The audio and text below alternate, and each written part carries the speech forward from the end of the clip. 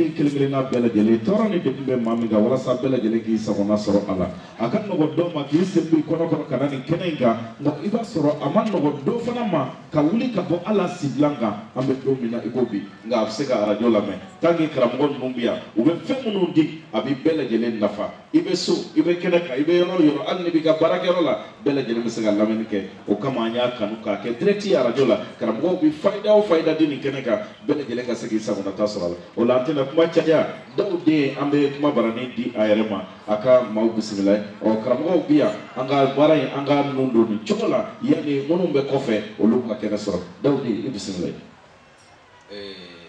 alhamdulillahi rabbil alamin a'udhu billahi minash shaitanir rajim bismillahir rahmanir rahim اللهم صل على سيدنا محمد الفاتح لما خلق والخاتم لما سبق ناصر الحق بالحق والهادي إلى صراطك المستقيم وعلى آله حق قدره ومقداره العظيم الحمد لله رب العالمين أمي الله سبحانه وتعالى فوليك أباركدا ألمي ندون بلبلين يرا أم بلا جلي كنالا ni an bɛɛ lajɛlen kun pereselen don ni ka a don ye an bɛ ala fo o tɛmɛnen kɔ ka bɔ yen an bɛ an ka arajo sigida kun kan a ɲɛma n'o ye monsieur Ibrahim Jɔnkoloni Kulibali an bɛ a fo kosɛbɛ kosɛbɛ a ka hakili ɲuman tali la k'a di anw denmisɛnninw ma ni an ka baara an ka se ka nafa sɔrɔ ka nafa lase jamana kɔnɔdenw ma ani jamana kɔ kan an bɛ Jɔnkoloni fo kosɛbɛ kosɛbɛ o tɛmɛnen kɔ ka bɔ yen arajo sigida kun kan directeur Yahaya Samake an bɛ a fo kosɛbɛ kosɛbɛ a ka hakili ɲumanw dili la ni ka anw bilasira an ka foli bɛ a ye ani a baaraɲɔgɔn tɔw bɛɛ lajɛlen ɲɛmaayaso kɔnɔna la ka foli belebele ni k'a ta ka di an ka animateurs ma animateurs an bɛ aw fo kosɛbɛ kosɛbɛ daw de ko ko k'aw fo kosɛbɛ kosɛbɛ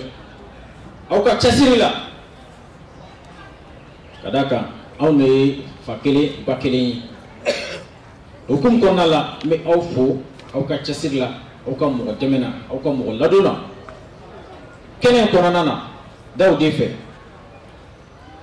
o tɛmɛnen kɔ ka bɔ yen an ka auditeurs an bɛ aw fo kosɛbɛ kosɛbɛ aw ka kanu na aw ka cɛsiri la aw ka hinɛ na n'i y'a ye aw bɛ yan bi sababu don o sababu in tɛ fɛn wɛrɛ ye hinɛ don ka d'a kan ni hinɛna ka maa kanu a ka ko o ko a gɛlɛyala o a nɔgɔyala o a mana taa yɔrɔ o yɔrɔ aw bɛ yen aw auditeurs an bɛ aw fo kosɛbɛ kosɛbɛ kɛnɛ in kɔnɔna na daw de fɛ arajo sigida kun kan na 90.2 FM o tɛmɛnen kɔ ka bɔ yen an ka dɔnnibaw dɔnniba cɛsirilenw ɲinabalo sɛgɛnbalo an bɛ u fo kosɛbɛ kosɛbɛ ka d'a kan olu de sɔnna ka jɛ ni a ye k'u ka dɔnni ni k'a di maaw ma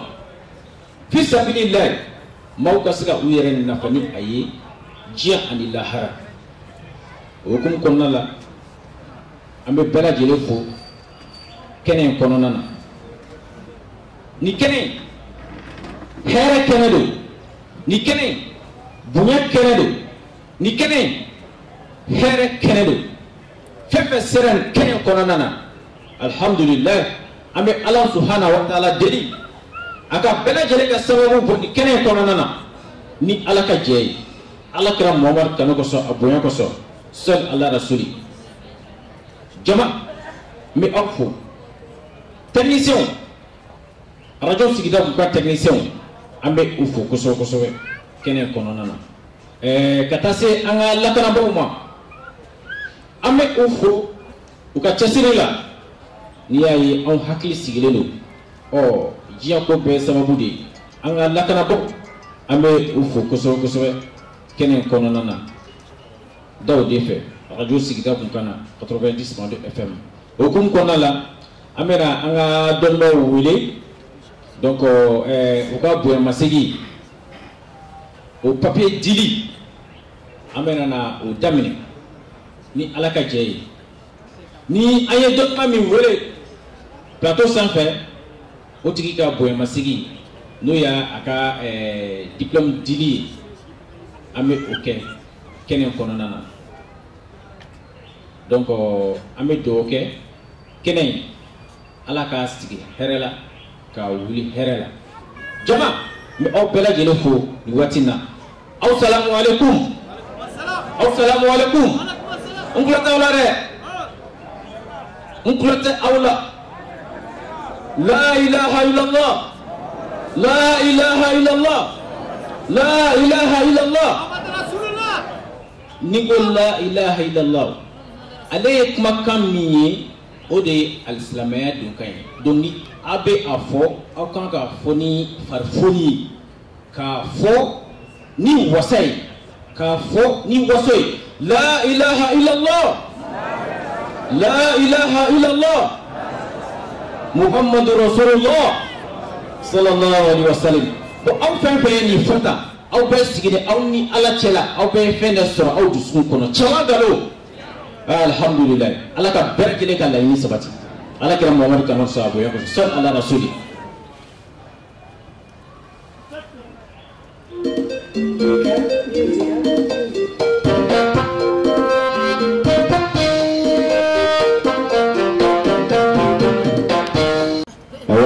maa minɛ nin bɛɛ bɛ wula yalala da n'aw taara fɛnɛ yɔrɔ la a bɛ ka wulu bolo a t'a bolo nin bɛɛ bɛ fɔ manufin yɛrɛ ye hakili de an ka mɔgɔ belebele dɔ bɛ yen n'o ye karamɔgɔ Mamutu Tɔgɔmɛ ye o ye dɔw yɛrɛ ka kɛnɛ kayimadala de ye siga tɛ min na an y'a dɔn n'o de an ɲinɛna tɔgɔ mɔgɔ ya weleli a bɛ ni waati la ka hakɛto ɲini ka a fɛ k'a fɔ k'a bɛ kɛnɛ kan k'o fɔ lamɛnbaaw ye ani minnu bɛ k'a lamɛn arajo la ani minnu bɛ kɛnɛ kɔnɔ yan an bɛ aw fo kosɛbɛ karamɔgɔ Mamutu Kɔnɛ a bɛ kɛnɛ kan tɔgɔ la papa a bɛ kɛnɛ kan e tɛgɛ fɔ tɔgɔ la ye ale yɛrɛ ka kayima ka di cogo min na n'i b'a lamɛn a bɛ dusukun ɲuman di maa ma walayi ala k'a n'a sara ala k'a kan duman ye ala k'a mɛn a bolo ala k'a mɛn a bolo merci merci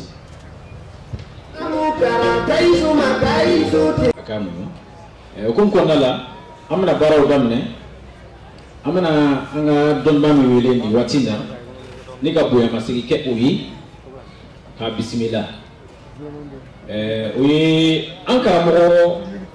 Seyidu Tarawele ni bɛɛ lajɛlen ko a ma Mogadam Tarawele ne kɔni b'a wele Jara ni tɛ Jara ye an bɛ yan dɛ i sɔnna Jara ya ma i bisimila a tɛgɛrɛ fɔ a ye tɛgɛrɛ fɔ a kun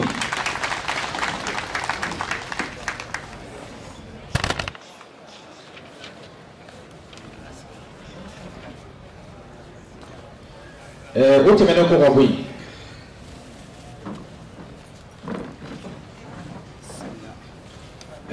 an ka maa filanan n'o ye an karamɔgɔ Abdul Karim Kone ni bɛɛ lajɛlen ko a ma Kone numéro 1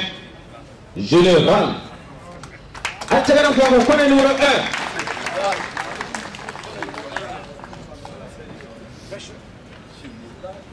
d'accord an bɛna dɔnniba min ka bonyamasegin kɛ u ye inshallah ni ala ka jɛ ye an ka directeur an b'ale wele ka na ka taa se Fatim an b'a fana wele Fatim Sarr bɛ min a ye wele da la sa ma ko kɔnɔna la an bɛna maa min ka diplôme fɔlɔ di a ma o de ye an karamɔgɔ Mogadam Tarawele o de la karamɔgɔ ninnu ye baara min kɛ anw ye arajo sigida kunkan na anw bɛ segin o kan ala de b'o sara o sara tɛ anw bolo o de kama ka nin attestation ta k'a d'u ma u ka cɛsiri u ka wulikajɔ halisa u ka dɔ fara a kan min y'a jɛ ko fara kan walasa n badenw a bɛ se ka fɛn caman sɔrɔ a kɔnɔ ala ka n'u sara ani cɛko in bɛɛ fisala tarawele fototalaw a y'a lajɛ i dɔw k'a la tarawele wala a y'an ja ta joona. Ok, an bɛ wele lase Mariam ma a kana kɔnɛ numéro 1 Mariam Keita kɔnɛ numéro 1 a ko ka bonyamasegin kɛ ni ala ka jɛ ye.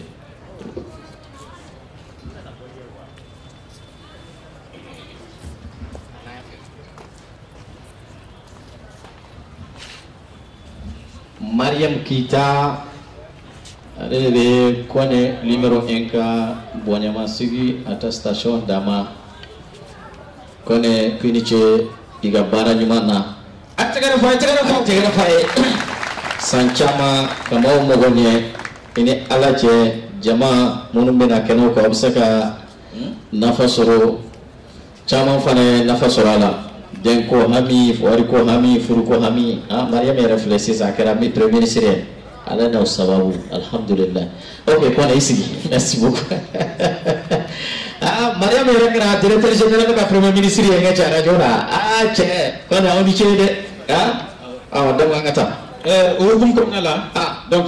micro filanan bɛ yen filɛ ok kɔnɛ micro minɛ an karamɔgɔ kɔnɛ numéro 1 alhamdulillah an b'i fo an tun ka dɔn kɔfɛlen an b'o kɛnɛ kan bi i ka bonya ma sigi la e yɛrɛ bɛ cogo di ni waati bon an b'a fɔ ko a'uzu billahi minash shaitanir rajim bismillahir rahmanir rahim allahumma salli ala nabiyyi rahmati alhamdulillah summa alhamdulillah an bɛ ala fo ka ala barikada ka da lahana bɛɛ lajɛlen kan bonyamasegin a diyara n ye kojugu alhamdulillah n bɛ arajo tigi fo n'o ye Jumuruni Kulubali ye ka radio directeur fo Yaha Samake vraiment n bɛ arajo baarakɛla bɛɛ lajɛlen fo alhamdulillah dakuru ɲɛ kelen k'e Dawude yɛrɛ fo mɔgɔ o mɔgɔ sen bɔra ka so ka na n bɛ diplôme di a bɛɛ lajɛlen ma alhamdulillah an baw n'a faw an ti yan dɔnni yira la alhamdulillah an bɛ yan dɔnni ɲɛfɔ de la lahara bɛ ɲini k'i to diɲɛ de la ni sara ka ban baraji datugura kosɛbɛ i bɛ mun kɛ diɲɛ na i n'o de bɛ wuli lahara i bɛ mun kɛ diɲɛ na i b'o de sɔrɔ lahara an tɛ se ko la ala de bɛ se ko la kosɛbɛ walahi lezi ne bɛ yɔrɔ min na sisan ji de cira ɲɛ kan Allahu akbar papiye tɛ a kɛcogo o de kosɔn n sira Allahu akbar dusukun segura papiye de filɛ n bolo n'o diplôme don n b'a dédié mɔgɔ o mɔgɔ sen bɛ kɛnɛ kan k'a dédié n fa ani n ba la alhamdulillah ka bɛɛ lajɛlen fo k'a barika da kungo o kungo bɛ bun adamaden na kɛnɛ in kan an b'a ɲini ala fɛ ne tɛ se ka wuli ala de bɛ se ka wuli ala ye diɲɛ da ka kira ci anw ma ni i ye pan kira kunna ka ɲɛsin ala ma a ti jaabi tiɲɛ walahi donc anw sa ni mɔgɔw ye ala ka kalifa kungo de la kosɛbɛ fana tɛ se mun na sinon o bɛ kɛ kɛnɛ in kan yan bi ni ala ka jɛ mɔgɔ si tɛ kɔnɔ kungo dɔ yan k'i bɛ taa so walahi ala tɛ sɔn abada. Allahu akbar donc i kɛnɛ da n'o Muhamadu mun ye diɲɛ danna ale kanu kama i bɛ k'a kɛ waati min na i b'a lezi la rusi tun bɛ ka lamaga de Allahu akbar mɛlɛkɛ ba yiri ka de jiginna kɛnɛ kan alhamdulillah ni ala ka jɛ ye kuma o kuma bɛ fɛn yan bi a kuma banna pewu a bɛɛ ɲɛna fɛn ko taalen don n'an bɛ yɔrɔ minɛ na i tɛna se ka wula dɛ o kuma na an b'a ɲini aw fɛ a ka yɔrɔ minɛ na sinon an bɛna fɛn dɔ fɔ sisan fɛn fɔ de i b'a fɔ Ustaz Dawude ɲininkali o ɲininkali y'i jaabi an bɛna ka farida di sa an bɛ bi terre à terre tubabu ko ko i jɔli n jɔli n'ala ka jɛ bi tɛ tigɛ basi ye n'a dɛsɛ ne bɛ yan musow kama degun bɛ musow ka so an bɛ dɔɔnin dɔn a la cɛw kelen don ka musow tɔɔrɔ musow den kelen don k'o kuma siri du kɔnɔ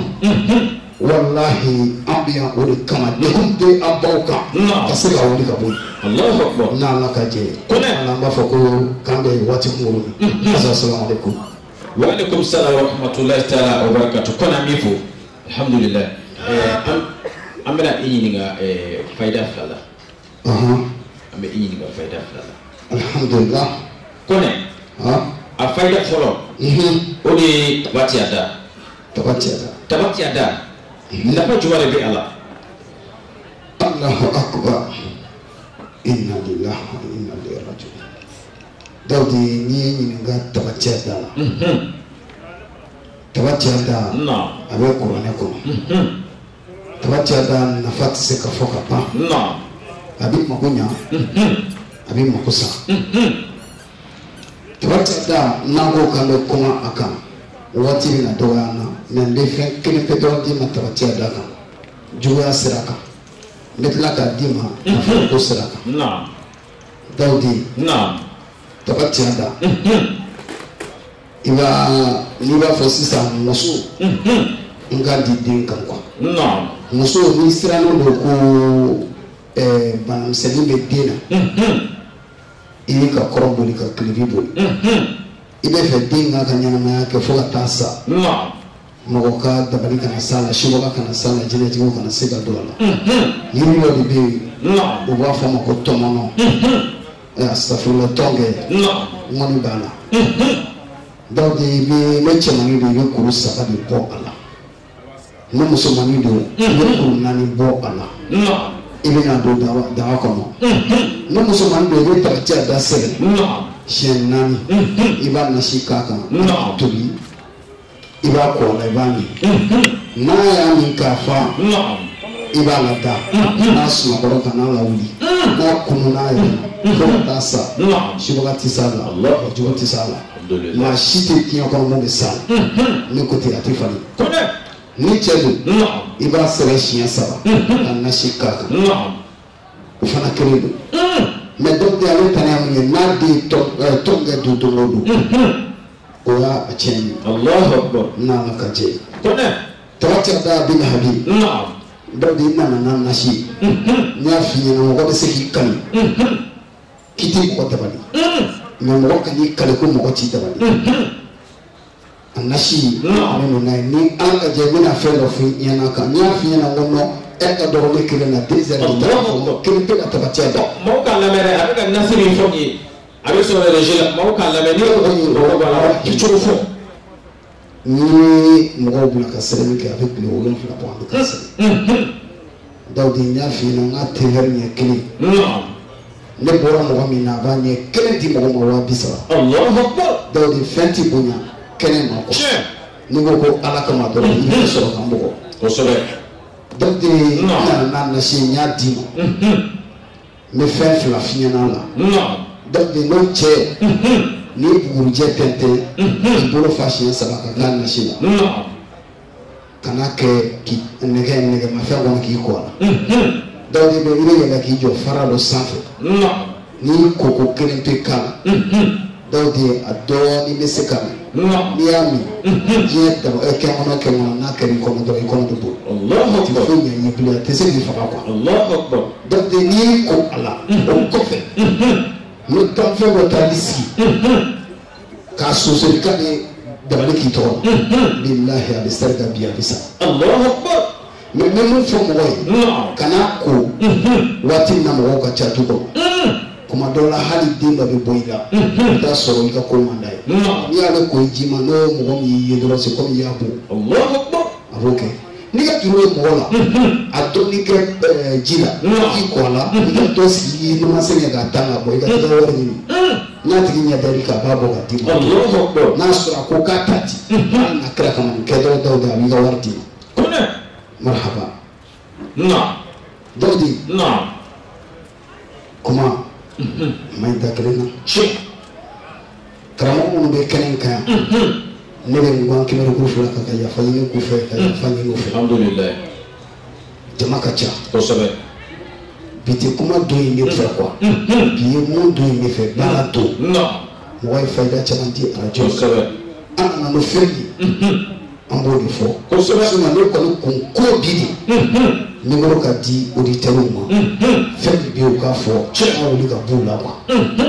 ne nakun y'o de ye quoi alhamdulillah sinon an ye fayida caman di arajo ma kɔnɛ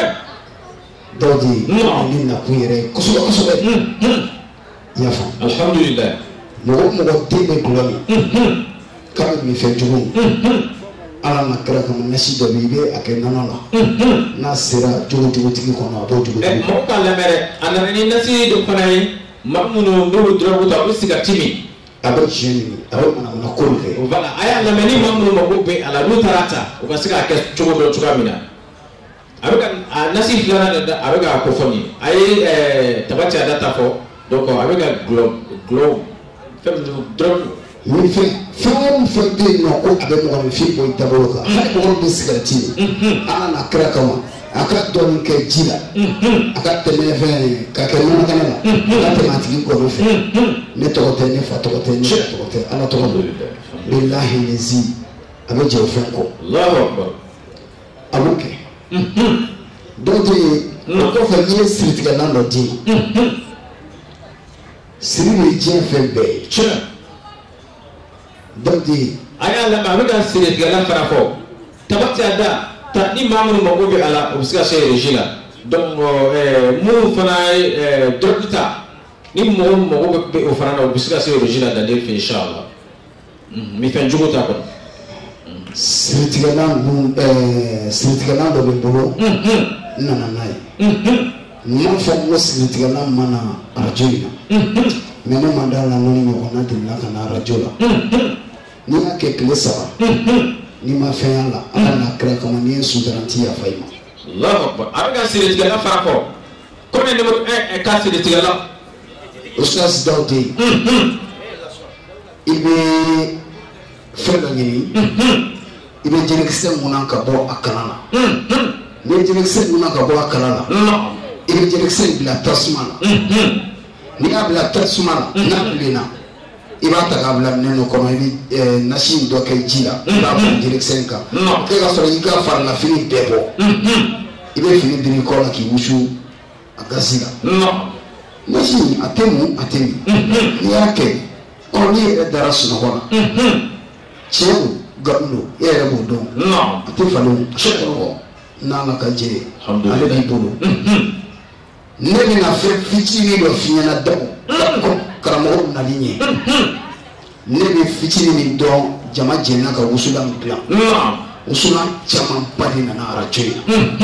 na mɛ ni ɲɔgɔnna ma na mɔgɔw b'a fɔ ne ma n ko jinɛ wusulan karamɔgɔ dɔw bɛ yen ko sisan kɛnɛ ka ko ala k'i mago ɲɛ bilahi ala y'a sɔrɔ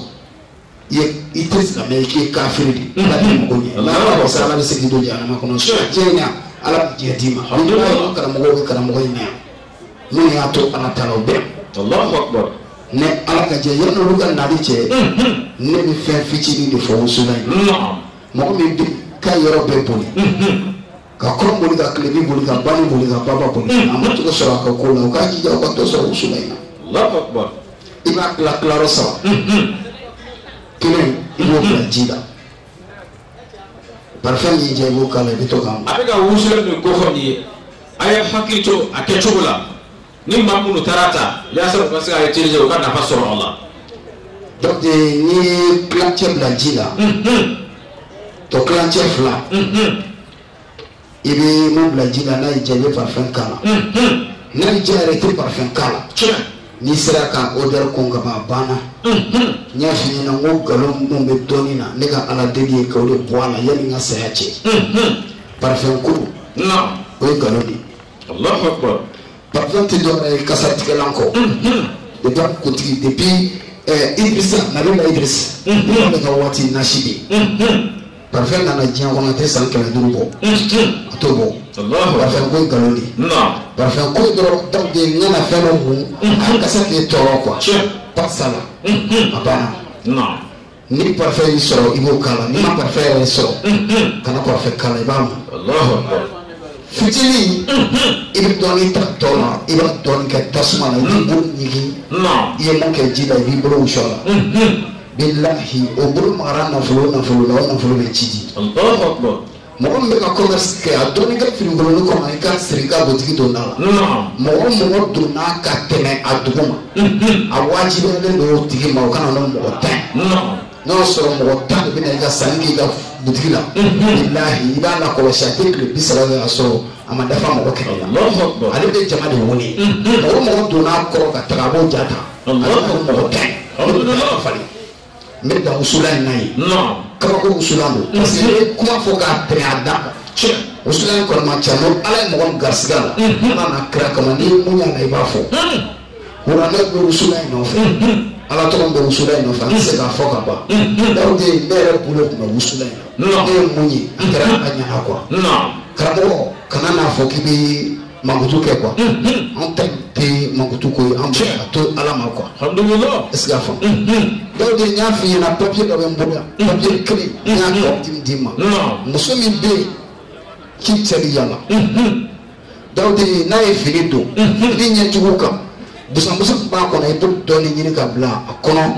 ko ni do ba ko na ibu bla ko na be chen to ko se ba kono dawde ala na kra kama be chen so goro buri fichimita kana tano ibu de ni papier do ke ka buri che amna sti bi ko na ma da buri la ka mara do ma doro ne be fili mais ala te fili Allahu akbar ne buri fitin ka ko nyandara kele ne ka bla ko na ga ko anda le ka ke sere ga so ko nyine bulo ke ka tu billahi ba wara ka boy parce que cheri da so ko na ti bo Allahu akbar donc ame mo fo muso kele ga chenne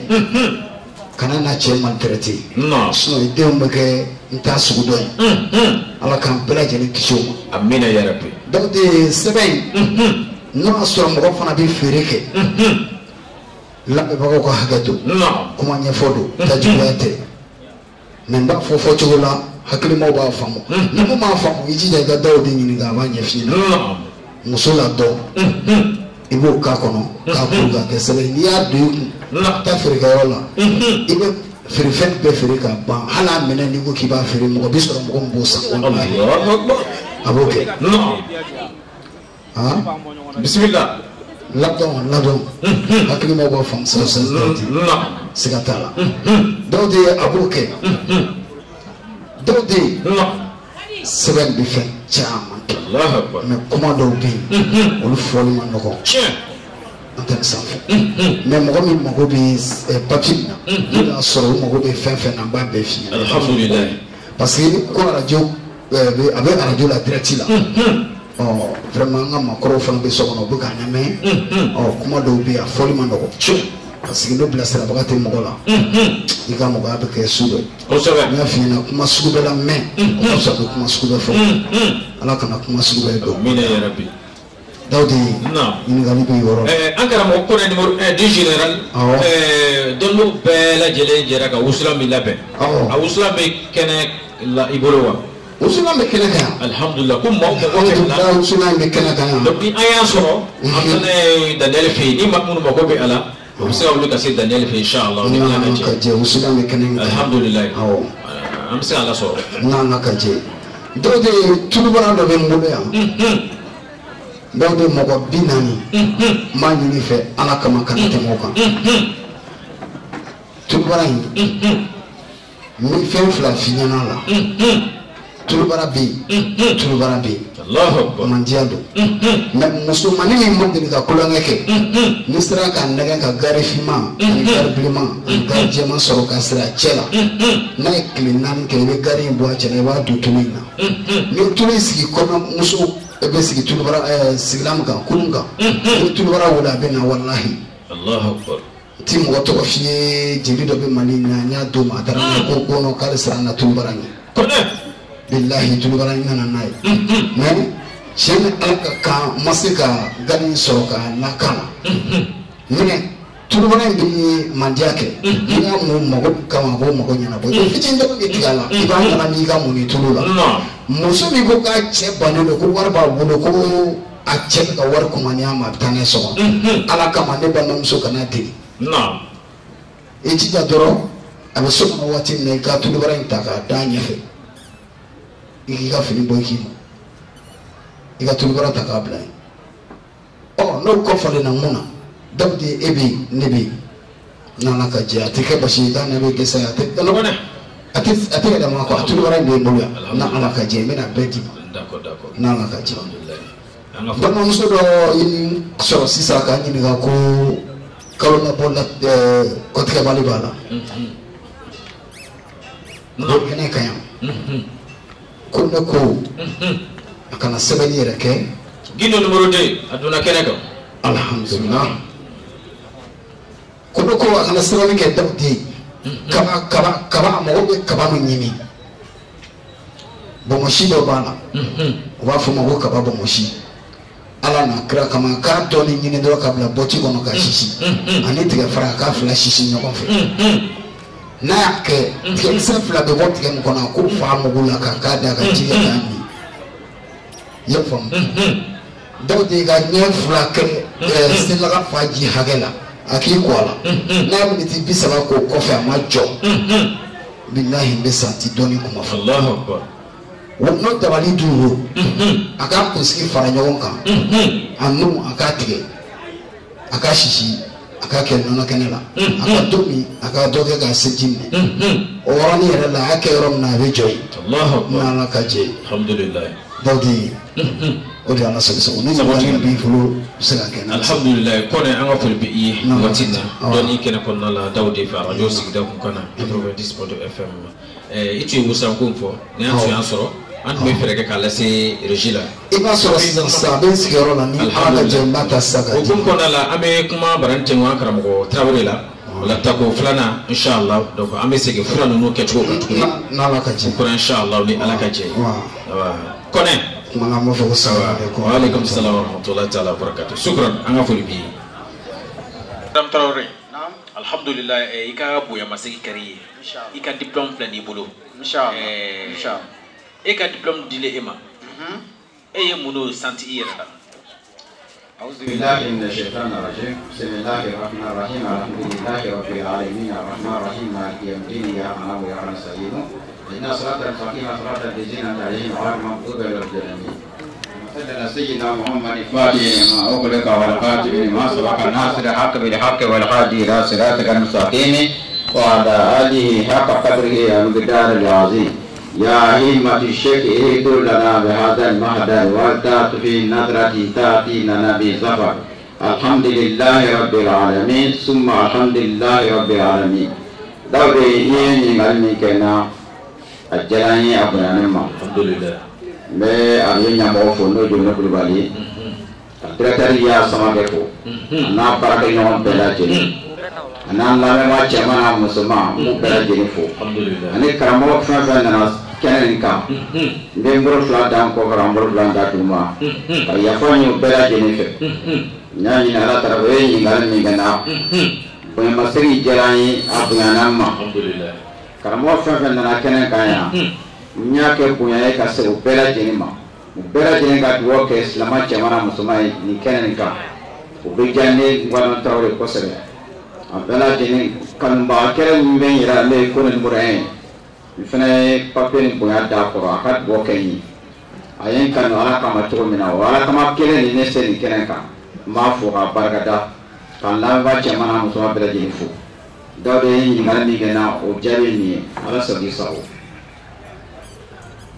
sago tigɛ ala ye alhamdulillah an ka foli bɛ i ye waati na inshallah o hukumu kɔnɔna la an karamɔgɔ Mɔgɔdam Tarawele inshallah n tɛna ɲininkali diya i la bilen n'ala sɔnna min y'i ɲininka fayida kelen na inshallah karamɔgɔ tɔw bɛ yen n'ala sɔnna donc olu fana ka bonya masigi kan ka kɛ n'ala donc sɔnna waati bɛ ka taa inshallah hukumu kɔnɔna la min y'i ɲininka fayida min na inshallah an karamɔgɔ Mɔgɔdam Tarawele naam fatiha inshallah nafa jumɛn de bɛ a la alhamdulillahi rabbil alamin summa alhamdulillahi rabbil alamin yeni nga fata na alfada tise ka fo ka ba mo be don fitin don ne don no te chaman do ala de o me fitin min do ala mo ti amala salama chamana to am ni yese ta ka ba ide nya shi koroma باستغفار شيء كذا صلى على النبي كذا نعم بنا فتنتا شيء بيكوندو أنا كوندو يباني على فه هاجم بيلاقو يا على لا ni ala sonama itende ka bo siro na fe ala ko jadi ala sonama fata ko maboke alhamdulillah o temani ko boy le fitini do ka faraka ko amba fo fata tabru de ma ko iktim an iftah نعم iktim an iftah min fada islam ba ko ko kana je o le fata fenata isi farmi salata nabi ko fe نعم il fata ka bakele an binani an kili ni yo taw hajula ala sonama ibe hajun fora la boke siga tutso la fiyo flana siya kenan nani ani bistegi ani kondo ifana bo fata ka betu mo ala sigira kirena ka ni ala fe ibe haju ni ala ba jabo o rete yo bo finala moke fati horma fere nenge na ala ka jen yo di ambara mas na chamara musumama alhamdulillah tin dalo alhamdulillah inshallah comment astaghfirullah trawdi anga fu bi yi ba do di kene ko tan inshallah awa kum ko la ambe ifu nala sonama inshallah ambe wuli la sanga don batoma nala sonama ya sa su loga boya masibu nala sonama inshallah ni alaka ji ambe ifu watina mcheni baraji Awa. assalamu alaikum warahmatullahi ta'ala wabarakatuh ikone Voilà, Sylvie, merci beaucoup. Amene Bella Dialefo. Bado Kafo. Anya Chama Soro Karamogo Flaika Kumola. Bonema Sidi Dokera Anga Animateur Fare, Animateur Mimbe Karamogo Faranyo Ka. Wala sa Okaseka Omogonye. Karamogo Murumbe Lutes Nogo Shufe. Obe Kuranata, Obe Turabuta. Obita kungo kono kata yiru la ye murumbe adama do mu gonye chom na ka gla ka nye fo ye awere ka ke awere wotma ka gla ka di awma ina fo karamo go pole numero ne ale tulu baba mi fo 600 ne to ko foro de selen na de ni tita la tuli general ya sama ke mi ne kana keraka bonye do be ha karamo go do ya fo ko angadi do dema ame karamo go fara wele kana kenaka to wa akan akhirnya boleh akan explication di anga directeur général misroka di animateur d'Ema aywa i bismillah mamek mari nyamamo voilà ambe radio sigida kunka lamemba bela jele fo malikono ani malikoka anga folibu bela jele kayira ula ka fo ambe maison de jeune kono boya masikindo ani karamo nu jena amena anyo de fo ngoni be feke wati ni aka ke wati na ke kumala na fa de biye ala ngana temeno ka bike dore o de na fana kanba afana yi bulu nyene je ka boya masigi fananke ka doka fo ja nunti sansoro ni jurute ni tna fili sanfɛ a ka taa dulo ina fɛrɛ kɔni kɛ k'a yɛ n'i y'a fɛ karamɔgɔ a kana ɲinɛ animatɛriw fana kɔ olu de kama an ye ɲɔgɔn sɔrɔ o de kɛmɛ an ni ɲɔgɔn cɛ o la bonyamasegin bɛ yen ko bonya bɛ mande bonyamasegin yɛrɛ bɛ mande o la an karamɔgɔkɛ an bɛ kuma barani d'a ma a ye fɛn minnu dilan nin ye a y'a dilan ni hakilina min ye ka n'a di an yɛrɛ cakɛ ɲɔgɔn ma an b'a fɛ k'a bisimila. voilà bismillah ɲɛfɔli kan ye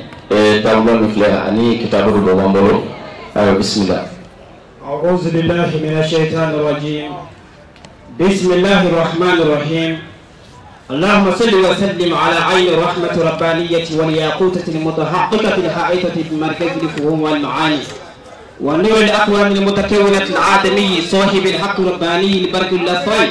بمفهوم الباب المالئة لكل متعاض من البهور واللواني ونورك اللامع الذي محط به كونك الحائط بأمكنة المكان اللهم صل وسلم على عين الحق التي تتجلى منها أروش الحقائق كأن معارف الأقوى من صراطك تام الأسقم اللهم صل وسلم على طلعة الحق بالحق الكنز الأعظم إفادتك منك إليك إهاتة النور المتلسم صلى الله عليه وعلى آله صلاة تعرفنا بها إياه. السلام عليكم ورحمة الله تعالى وبركاته. الحمد لله أن يلفك على ولي منذك على بركة عنو سجليدي نكنيك كان نبع بيفو كقول يانا تغربا أنافا نوي تونتو ينقلني أمبا فوكا ولي منذك بركة ale min kɛra sababu ɲuman ye ka se ka nin hakilila ɲuman in sɔrɔ an b'a fɔ a ye nin arajo in dayɛlɛ ka maa min k'a directeur ye ni ala y'a sɔn hakili la ka tila k'a sɔn sabali la Yaya Samakɛ ala t'i bɛɛ sɔn sabali la mais ala ye sabali d'a ma a bɛ se bɛɛ minɛ cogo la wa a bɛ se bɛɛ mara cogo la Yaya Samakɛ i mana na cogo o cogo a bɛ s'i minɛ cogo la a t'i dimi an b'a fɔ k'a waleɲuman dɔn k'a barikada n'i kɛra jama ɲɛmaa ye f'i ka sabali an b'a ɲini a fɛ a ka dɔ fara sabali kan wallahi o ye tiɲɛ dɛ a sabalilen don dɛ o la n bɛ karamɔgɔ bɛɛ fo ka bɛɛ waleɲuman dɔn ka bɛɛ barikada bɛɛ b'a mɛn komi waati ka dɔgɔ an na ka waleɲuman dɔn kɛ ka ɲɛsin nabaga bɛɛ ma fɛn o fɛn bɔra yɔrɔ o yɔrɔ ka na a k'a dɔn aw nana ni mɔgɔ minnu ye a y'a sigi a kan k'u tilala ka ban Allahu akbar sabu cɛw bɛ yan dɔnni yɛrɛ yɛrɛ finman bi minnu na cɛw bɛ yan kuranɛ dɔnni bi minnu na cɛw bɛ yan solatu dɔnni bi minnu na cɛw bɛ yan tu bisimilayi gɛrɛgɛrɛ u bɛ kuma ka fɔ ka tile ban Allahu akbar o tumana fɛ n'an sera ka ɲɔgɔn sɔrɔ o kɛnɛ kan yan a kana karamɔgɔ ninnu to yen dɛ an y'u ka kalandenw ye minnu b'a fɛ a y'a f'u ye kalanden min bɛ ayatul kursi sɛbɛn nin ka kari o tɛ ka hinɛ yɛrɛ an na ma karamɔgɔ dɔ ayatul kursi de bɛ nin kan o la alhamdulilah karamɔgɔ bɛɛ lajɛlen tɔgɔ la ne kɔni nana n'a ye nka ala b'a dɔn n y'a kɛ ni karamɔgɔ bɛɛ ka ŋaniya ye Allahu akbar sabu ne de y'u bɛɛ kɛ kalanden ye Allahu akbar an ye a ŋaniya depuis Dawuda ye ko in fɔ don min na k'a bɛ bonyamasegin dɔ kɛ an karamɔgɔw ye a diyara n ye kojugu ne yɛrɛ ye sigi ka miiri ko n kan ka mun de kɛ karamɔgɔw tɔgɔ la n'o bɛ kɛ ko wasalen ye ayi a tɛ tɛmɛ ne kan min o tumana fɛ n ka miiri taara bɛn min ma kuranɛ kɔnɔ ayaw la kuntigi n'o ye ayatul kursi ye ala ye o kanu don garibukɛ in na kojugu ayatul kursi ka di ye fo ka tɛmɛ Allahu akbar an ye tableau dilan ayatul kursi la Allahu akbar o tableau de filɛ nin ye Allahu akbar الله لا إله إلا هو الحي القيوم لا تأخذه سنة ولا نوم له ما في السماوات وما في الأرض من ذا الذي يشفع عنده إلا بإذنه يعلم ما بين أيديهم وما خلفهم ولا يحيطون بشيء من علمه إلا بما شاء وسع كرسيه السماوات والأرض ولا يؤوده حفظهما وهو العلي العظيم. اللهم آمين يا ربي. ودي تابلويكا شيطان بيصير آية من يوميني. شيطان بيصير كلامه بين دوكوجو. الله أكبر. أنا تابلو لا كرناي كلامه بين جلين تونا. كيف تقول فلان خير؟ أني قرآن كامل دفعي. الله أكبر. سبوني دبلوم من الدنيا جاتي من القرآن بسنة باك. وكذا يرتوه ديكو دوني كene. دوني كene كانيا يرا كاني كene دوني كene نيجا فسا كene بيودي قرآن. ni warji ne wa saruwa gabakuru da wa agana chura kakiri jom dane ne ben glafe kacha me kurana ay balo de kacho glafe kacha ya kiga ni di ikra animateur daudema radio sila kunga animateur daude karamo daude doni kene daude ani doko daude militana wala dawre yi ka foto tala wa ayata ya o kana so foto ta ka so tala de wala parce que hala ma se ka gulo nga so no foto mi na ya bala ngi se ka gulo nga so no fara bi jere ok wala qur'ana fle wala ame karamo go be fo cher la ninkira kado ye antenya kado mi ko wa maoma mi e so ka gulo ga so no ni shaitan tale koso koso ye quartier be kisi nga foto tare neni wala wala alhamdulillah rabbil alamin wala karamo ini cheni baraji wala mi ya dima abe foto tana e sisa kuna na mine wala radio sigida kunga 90.2 ambe doni kene ka ponya masegi kene de kapi 26 mars konana karamogo ye ponya bake kadi daudema femi amadeli ka nyona yo de kerapi chere la kado inglana ni qur'ana de aglana ni ayatul kursi ude kana di Daude ma kenaka katla ka Qur'ana gla kana dama amma deli gani ye kene shilade mado ni adam nande sabla tanke mo goti kele anyo wana barati ke kane Daude nusman jajuma de mel bilabi alhamdulillah ajarani vraiment boyanama donc ni ala ka koy donc ni koy boyan ma tagadi mbange bagoma ka tagadi radio sigda ku kan chakela kelingena bela jelema ka boyan tagadi anga auditeur febe keneka ka boyan tagadi anga donba chesuluma ko boyan fleni donc alhamdulillah mais au bela jele fo jusqu'au mala ala kira Muhammad kanu ko sa boyan ko so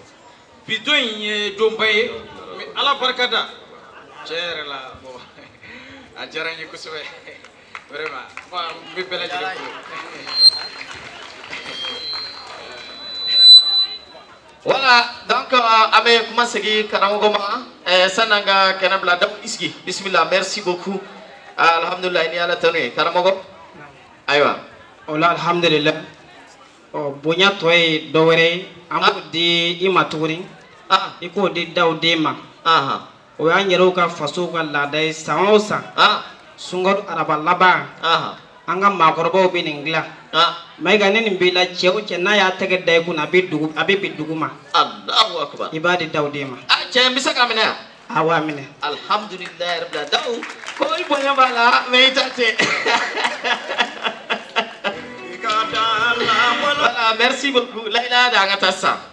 la ilaha illallah Muhammadur Rasulullah la ilaha illallah Muhammadur Rasulullah la ilaha illallah Muhammadur Rasulullah la ilaha illallah Muhammadur Rasulullah Ya Muhammadu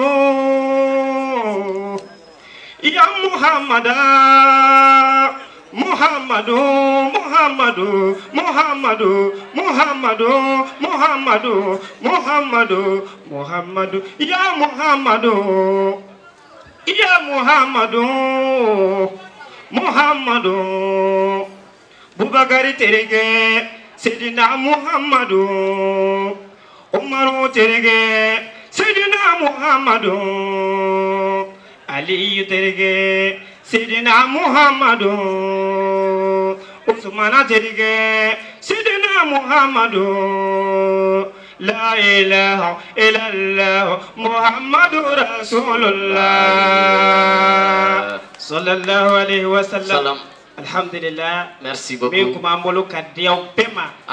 Mbolo fla bengo karamogo wi. Ajare. Anti karamogo anyi kalandi. Ajare. Kanabaga befo. Ajarabe. Assalamu alaikum wa rahmatullahi ta'ala wa barakatuh. Directeur mbella du tayi yere ka kado bi ko fe ma nyogo glamba di. Ay ne ko ni mbado kado ti dinema. Kado ti dinema o jelendo. OK, merci beaucoup. Ben jelen fo aywa Lamine Amtanye Daude. Parce qu'il a karamogo ma kado dinema be ka filiga fiye ko Lamine. OK. Nya doka fo abina fo ballon d'ango be Amadou Kono. Il y a une maison de jeunes, il y a 26 massi. Gasigata la comme Malibe Jebi, a gagné d'ama. Okum konna lambe bela jele fo. Donc ame temani anga boyamase papielu dilouye ni alaka jey. Donc ni anye donba mi wele ame oka boyamase ke oma inshallah ni alaka jey. Donc ama ke de chuala ni wati na ame wele la se mamima o de Dauda Gindo ni bela jelo comme Gindo numéro 2 Jibril Diallo ale masika kene soro ambe Amadou Boachu wele donc ale ni Gindo numéro 2 Moso Karamoko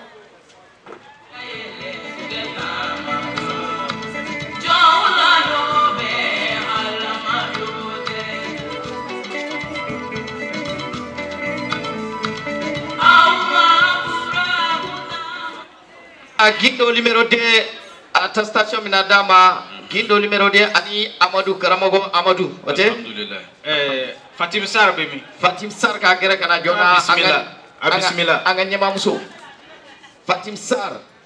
alebe Guindo numéro 2 ka diplôme di no Dawda Guindo yi wadi da kadawla on no tinya fo ga dama bi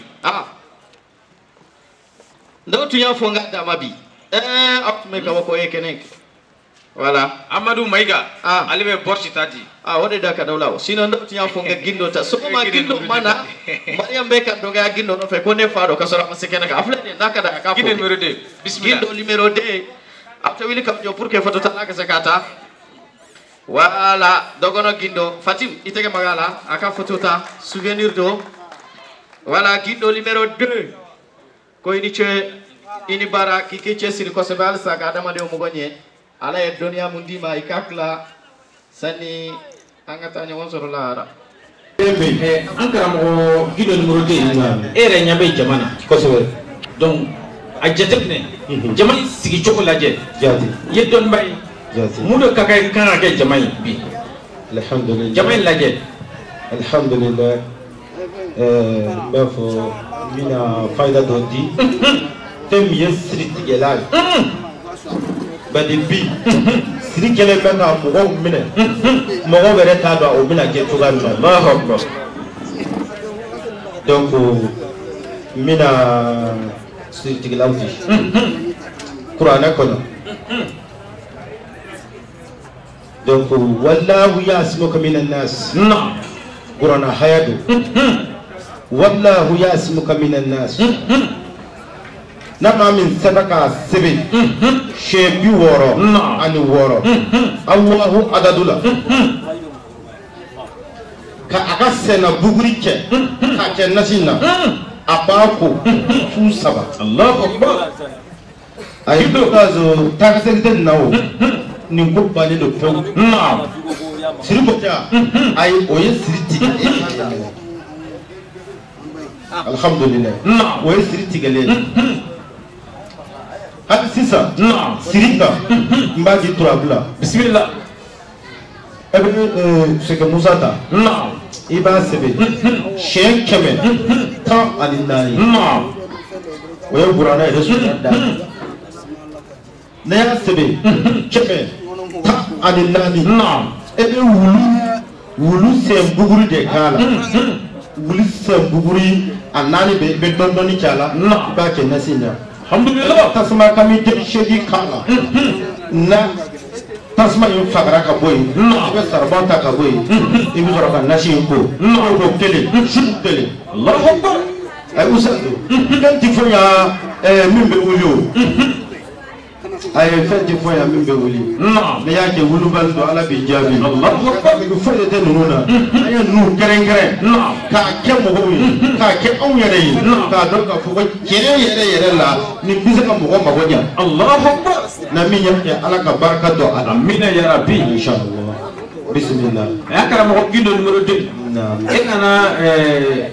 jama sama munila bi pe munu fo antenne sanfɛ yala ina ni o ye ibolo wa awa alhamdulillah bismillah awa nana ne dɔw ye hali sisan nana ni fɛn minnu ye nana ni nasi ye na min bɛ bana bɛɛ de furakɛ a lamɛn dɛ bana bɛɛ fura ni maa minnu mago bɛ a la u k'a lamɛn u k'a kɛcogo lamɛn na kullu kafa marid bana wo bana na sido balido na atonendo funa fendo wa amana ke ya bana wo bana na ko wa ke yara la do yi labla ko fura ma soronna raita Allahu akbar ala ka fode do ala ka fode ala de bana bila o bana borami ba bora ala de fe jonde ba bo ala de ba bo donc fendo be ala ya ko ne ya ke do ba ke ala ko ko de ne yi magara la ba ke donc am magara o de la kene ya bo wala alhamdulillah mo chama de ko ambiso ko wuli ko ba mi alhamdulillah donc nasi ne yu so na daga da bito ibi daga do ne ya daga do o kɔrɔ ye ko i bɛ nasi in kɛ daga kɔnɔ donc i bɛ furamugu kɛ daga kɔnɔ donc a bɛ daminɛ kari kari don a lamɛn dɛ a bɛ daminɛ kari don donc tile 7 i b'a ko i b'a min oustaz a mana kɛ bana siya o siya k'a fɔ kalo kelen tɛ dɛ émission wɛrɛ a k'i ka segin ka don jindo i ka fura in a kɛra tan tɔ walima a kɛra tan tɔ an bɛ ɲɔgɔn lamɛn ala ka jɛna inshallah an bɛ ɲɔgɔn lamɛn gindo numéro 2 tɛ na dɛ nin ye wulibali ye alhamdulillah Allah o ye bana fura bana siya o siya kana ma bana bɔ bana la quoi n'a fɔra ko mari bana bɛɛ de b'a la k'ale minɛ kunkolo bana fo ka taa bila sen a bɛɛ de ye bana ye ala k'an kisi bana ma amina ya rabbi an karamɔgɔ gindo numéro 2 o bana nasi a bɛ an bolo régie la donc ni maa min taara ta minnu kan ka kɛ a la ou bien i bɛ nasi gansan de utiliser ten wa bon fɛn min bɛ k'a la o ye furamugu de ye n nana n'a ye a bɛ n bolo donc n'an bɔra u ye furamugu in ta a d'i ma o de ale ni nasi de bɛ taama i y'a kuma faamu inshallah baasi t'a la ni maa min mago bɛ gindo numéro 2 ka bana bɛɛ fura la yala furamugu in bɛ se ka sɔrɔ sisan ko maa dɔw mago bɛ a la sisan ka taa nɔfɛ sisan baasi t'a la sisan a bɛ se ka sɔrɔ sisan baasi t'a la o tɛmɛnen kɔ ka bɔ yen a filanan ye mun de ye alhamdulilahi rabbil alamin a filanan ye fɛn min ye o de ye denko nasi ni maa minnu ta ye denko ye u ka a nasi kɛcogo lamɛn denko alhamdulilahi fɛn a ka fasamandiya don ala bolo karamɔgɔ o karamɔgɔ min bɛ i b'a sɔrɔ ala y'a bonya ni karama dɔ k'a ye i bɛ diɲɛ bɛɛ yala i ma ɲɔgɔnna ye fiyewu bɛɛ n'a sɔn fɛn da ala bolo kalanna fɔ ka n koji t'a la ma fɛn kala t'a la wulubali don a y'a kɛ a bɛ kɛ fɛn min ye denko nasi ye ni kɔrɔ bɔra k'a kɔrɔ bɔ fo k'a to yen gindo tɛ fɛn dɔ dɛ gindo tɛ n'a bɔ dɔ dɛ gindo numéro 2 n'a y'a fɔ ko i bɛ nin sɔrɔ ni ala jɛna n'a ye denw na ala bɛ sɔn k'o latigɛ numéro 2 ma inshallah donc den sɔrɔ nasi n y'o dilan fɛn min bɛ k'a la donc hakɛto bɛ kuma la kuma min na i ka i ye seli bila na seli ta waati sera n'o fɔra hakilitigi bɛɛ b'a dɔn k'a fɔ ko kuma ɲɛsira yɔrɔ min ma donc n'a tigi y'a seli ta don min a bɛ nasi in ta ka misi furu ɲini misi furu dɔ bɛ yen a kulukutulama de don fo mɔgɔw b'a fɔ ko kitabu dɔ ma ne t'a dɔn jumɛn don i b'a a fara dɔrɔn i bɛ bon caman de b'a kɔnɔ kosɛbɛ yɛrɛ donc a bɛ tobi ni o de ye i bɛ keninge dɔɔnin k'a la i b'a tobi i b'a dun n'a cɛ sɔnna komi kuma dɔw la hakili bɛ kɛ kuma la cɛw hakili la ko muso taara ka kɛ minɛ fura dɔ de ɲini ka di yan o tɛ sɔn k'a dun mais n'a faamu kɔni kɛra o ka jɛ ka dun o de ka ɲi n'a o ma sɔn muso i ka ala minɛ k'o dun ustaz wallahi a ka ca ala fɛ a tɛ seli bila bilen o ye den kelen kɔmɔ kelen kɔmɔ ye a caman alhamdulilayi alhamdulilayi n'a maa min sera k'o sɔrɔ fɛn wɛrɛ ti k'a la n y'a min fɔ yen misi furu furu min na n t'a dɔn bamanankan na a bɛ fɔ cogoya min na kosɛbɛ wala alhamdulilayi n de bɛ k'a la ma inshallah filanfuruni bisimila ma inshallah o bɔlen kɔfɛ ustaz Allah akbar n nana ni kɔlɔn ye dɛ kɔlɔn kɔni ni maa minnu mago bɛ gindo numéro 2 ka denko nasi an bɛ se régie la Daniel fɛ yen nɔ a bɛ yen inshallah ustaz n nana ni kɔlɔn ye kɔni bɛ ne bolo kɔlɔn de ye nin ye kɔlɔn de ye nin ye bilahi lati wulelen don ni nin ye i y'a fan bɛɛ fɛ Allahu akbar ɲɔgɔnna datu don nɛgɛ jɔlɔkɔni ani kolo n b'o de fɔ radio la donc o ko de filɛ nin ye me se k'a lajɛ i bɛ se k'a lajɛ kɛ i bɛ se k'a lajɛ alhamdulillah i bɛ se k'a lajɛ kelen yɛrɛ b'a la mana kɔnɔ ni b'o bɔ la naam donc kolo kelen ko k'o bɔ a la ay kelen naam bisimila an ka taa bismillah inshallah kolo ye fɛn min ye naam na maa min ye kolo in ta ma se k'a labɛn ka caya a baara ka kulle a baara ka gɛlɛn a bɛ n degun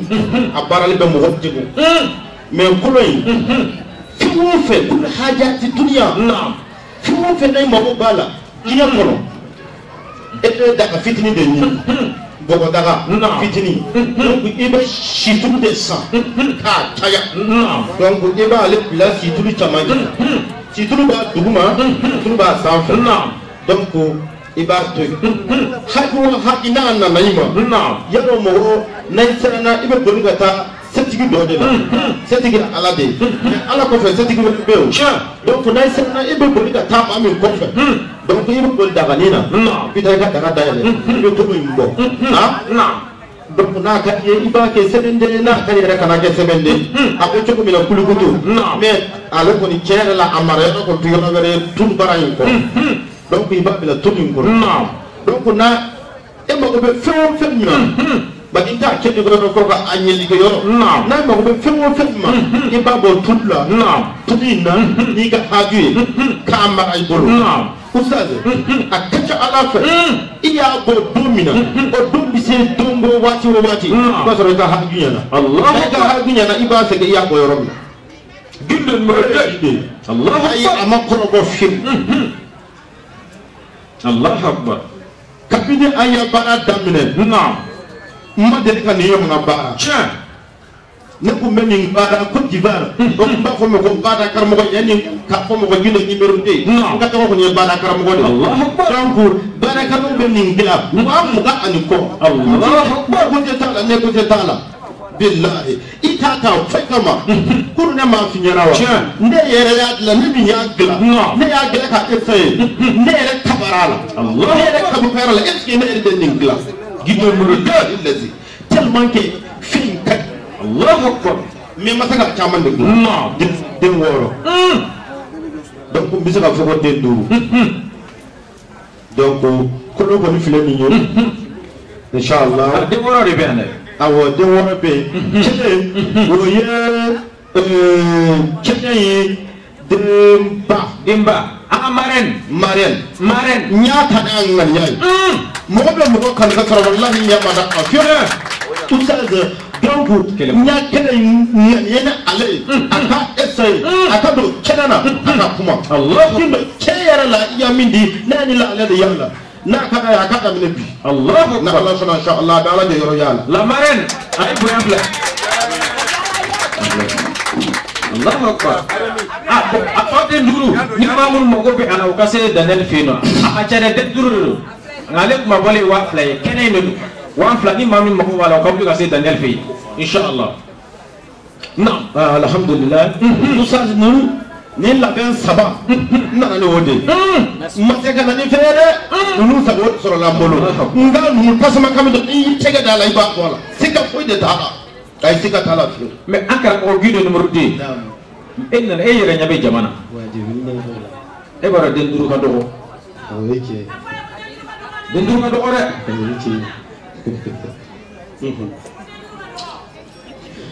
ustaz tiɲɛ yɛrɛ la fɛn a baarali yɛrɛ de ma nɔgɔ nka a ka di n ye i yɛrɛ ka dɔn ta k'a lajɛ a bɛ taamasiyɛn min dira i la walahi i tɛ taa la fiyewu kɔlɔnni de ye nin ye i tɛ taa la yɛrɛ dɛ gindo numéro 2 an ka cɛkɔrɔbaw o tun bɛ bɔgɔ yɛrɛkɛ a taamasiyɛnw k'a la o ye fɔlɔ dɔgɔnɔ i y'a faamu donc dɔgɔnɔw bɛ fɛn dɔw dilan o ye taamasiyɛn dɔ de ye donc fɛn dɔw bɛ yen a ka gɛlɛn nka kɔni sigi o bɛ mɔgɔ yɛlɛmɛ n'o tɛ nin ne ti nin dilan feereli de ma a ɲɛ bɛ se ka kɛ o ka nin dilan k'a feere ayi o tɛ se ka kɛ datugu mais kanu ne mɔgɔ ka fɛn fɛn n'i kanu donc foyi de t'a tigi ka bila ya fɛn min kɛ a ka dɔgɔ ma inshallah Dawude nin de y'aw fana ka kun ye ma inshallah Ala ka nin bɛɛ alhamdulillah an ka foli bɛɛ lajɛlen waati la dɔnni kɛra kɔnɔna la Dawude fɛ radio sigida kun bɛ n ka cɛ situlu ni n ka cɛ an yɛrɛ n'a ye dɔ sɔrɔ ala ka fisa dɛ ni dɔnnibagaw bɛ dɔ k'a la alhamdulillah voilà donc an b'a d'a ma ala ka barika don a la ani mɔgɔ wɛrɛ ye fura wɛrɛ di a b'o fana d'a ma inshallah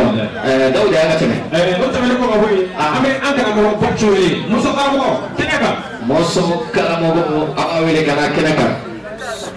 radio sigida kan 90.2 a bɛ kɛnɛ min ka Bonema an ka foli bɛ i ye donc kɛnɛ kan vraiment seli kɔnɔna la i b'a fɛ ka mun di maaw ma i b'a fɛ ka mun kɛ maaw ye bon n nalen don ka min kɛ mɔgɔw ye a ye lamɛnni kɛ n ye min sɔrɔ ka n'a di mɔgɔw ma a bɛ n ka baara kɔnɔ ni mɔgɔw garijɛgɛ kɛra min ye o b'a sɔrɔ n b'a sɔrɔ inshallah n ko ni mɔgɔw garijɛgɛ kɛra min ye n b'a labɔ k'a d'u ma o b'a sɔrɔ inshallah alhamdulillah Bacho an ka foli bɛ i ye an b'a ɲini fɛ i nana ni fɛn min ye ka na di cɛba ma bi i nana mun de ye bon n nana ni min ye n kɔni b'a dɔn a mana kɛ cogo o cogo mɔsɔkaramɔgɔ ale se ka na ka mɔsɔ to mana kɛ cogo o cogo bɛ na o kɔfɛ Dawude ka daminɛ bɔgɔfin i bɛ dumuni kɛ fo ka taa se dumuni bɔyɔrɔ ma bana min bɛ yen walahi n bɛ fɛ ka fɛn dɔ de kɛ mɔgɔ dɔw ka se ka fura nin ta tile damadɔ b'a lakale furamugu don to yɛrɛ ta la i b'a k'i da de ka ji min a kan ni bana de b'i la i b'a ye a bɛ min kɛ bana la o bɛ n bolo o kɔfɛ Dawude n nalen don ni fali tonso ale kɔni garijɛgɛ ko dan de y'ale ta ye to yɛrɛ t'a la dɛ tugu t'a la ta t'a la i b'a mɔrɔso kuru dɔrɔn ka balajolo de ɲini k'o kunkolo kari o tura la k'a bila i ka wari bilayɔrɔ la o tɔ in bolo la ka ne tɛ bilen o kɔfɛ n nalen don ni fɛn min den fila de bɛ n bolo a baaralen don kana kun de don den fila dɔrɔn de don dɛ pour que a ka se ka lakali kana kun de don i bɛ fɛn fɛn diɲɛ kɔnɔ i bɛ bala kelen ɲini i b'a ɲini Ala fɛ bala ale de kana olu tɛ bɛn diɲɛ kɔnɔ e n'olu ka bɛn sabati donc a nakɔ ye fɛn min ye Ala k'o sabati i bɛ garijɛgɛ kɛ ka fila siri ɲɔgɔn na k'a bila ni Ala aw tɔ bɛ Ala de bolo walahi a tɛ bala tɛ yɛlɛma k'Ala sɔnna ma awɔ Dawude Sikiri Dogo k'i ye Nasi ni furamugu de bila ka taa ko bana bɛ fura ko Nasi de sera mɛ ko furamugu ma se yen voilà ok a taara nɔfɛ ka na furamugu ka taa voilà a taara nɔfɛ ka na awɔ inshallah o kɔfɛ Dawude fɛn min yɛrɛ bɛ jamana kɔnɔ bi n'a dama tɛmɛna mu an yɛrɛ bilama fɛn min yɛrɛ mɔgɔw b'an wele fɛn min kama kosɛbɛ walahi kulusi jalala gosi don bilahi n nana n'u fura dɔ ye i b'a di jama ma u b'a lajɛ n'a ka bɔra min fɛ u b'a lakale o kɔfɛ jama fɛn bɛɛ sigilen filɛ nin ye fɛn bɛɛ filɛ nin ye walahi a bɛɛ nanen don ni ami o ami n'i ye nafolo hami bɔ a tɔ b'a di bɛ kilisi kelen di jama in ma bi layi n'i y'a kɛ ni dɛmɛ kelen sɔrɔ n'i y'a bila dun walayi n'a bɔra min fɛ e bɛ arajo sigida kuma de wele k'a ɲɛfɔ ne tɛ ni Ala sɔnna ma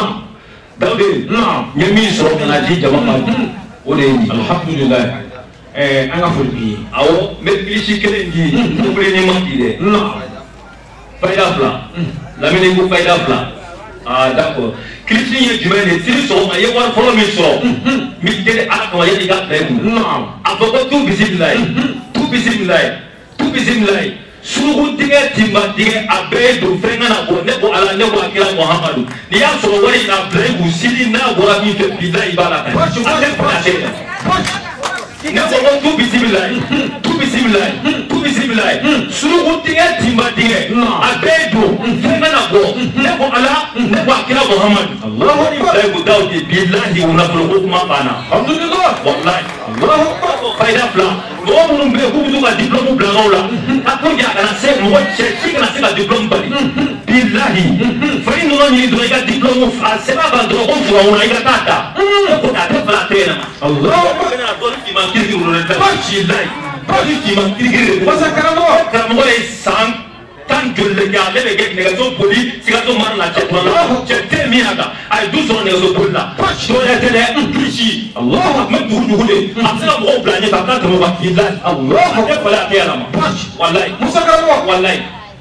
tuwaru nana kuma yana mana kan daga to kuma yana ba to la kwata ke kuma yana mata barai fenge do bim se mo yana bo so kuma yana malu wallahi billahi kuma yana ko amerika ya minte se la kan Allah kuma yana ma pa ta ko si ma shi Ika segi surbuta aga aka ko bi ika segi wala ika segi fen no ba ikina nan tawu ni jama'a ila belike akara ko punch akana ni akafamu ni abena na siga katuni ni mamun magobi ala ukase Daniel fi wa soro sisa akara ko punch inna na ni mosoy ni mami ya soro be chodi de mo ne mosoy soro do ay la belike mosoy ye go bode ibe sega de ni mosoy be sega de be didi bi fawlo fana amata ka bana wallahi didi bi fawlo fana amata ka bana wallahi me akele vina binte bo kele la go kele ni diba fam namba bana sisa sa Allah krishi ate fala pena de kodi bachi kodi kuma mata wallahi che me kele ko atiyana tuni dama tiremu billahi fatu la ni na ko che hina kuro sora ko bebe ni nebo aya la aya amerika ya fira hina kuro sora ko bebe ni nebo mo le tin ni beka so ni beka ko ni jume do de bi ni ni beka ko ni jume taraju ta ala koma ma fo ko do ga tin ni fo se ga ko de ni taraju de ngere so bi dele ala kama adama ci fakelete ka daya ci fakelete iga ira ka fo ni beka ko taraju be ko ba kari gaya ni adama ina ko so de adama e gadga so de gaya o ina ko so de aw ma fla no e chere ne kana kese na fo na se ka tela ne ko ala de wakia ke se be de ga pe ta ni man na fo so ka maktu Allahu akbar ina ala ko ta ko na ta ko na ta ko ni ko adu go ne ka